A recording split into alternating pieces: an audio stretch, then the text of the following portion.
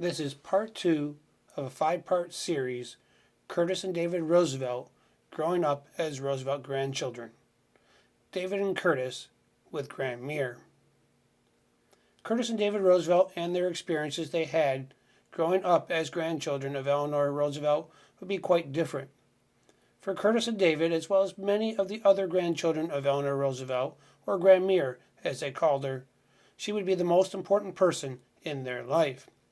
The two of them also expressed that feeling of love and admiration in different ways. Curtis writes in his book, Upstairs at the Roosevelts, Growing Up with Franklin and Eleanor, I am quite frank about the elements of Eleanor's personality that were a burden to me, particularly her persistent hostility toward my father. Her rigidity was practically ideological. But any criticisms I make in no way detract from my love and admiration for my grandmother.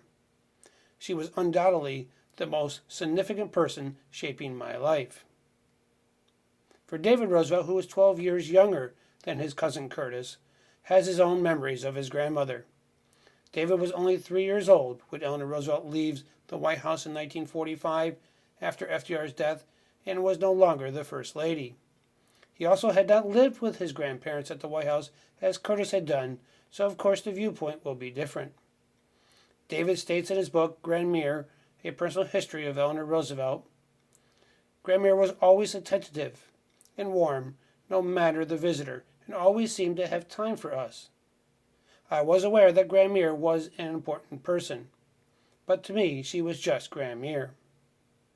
David will continue that Eleanor's nickname for me was Little Cowboy, or Little Texas, because of my penchant for wearing cowboy boots and shorts, which were my favorite attire as a small child.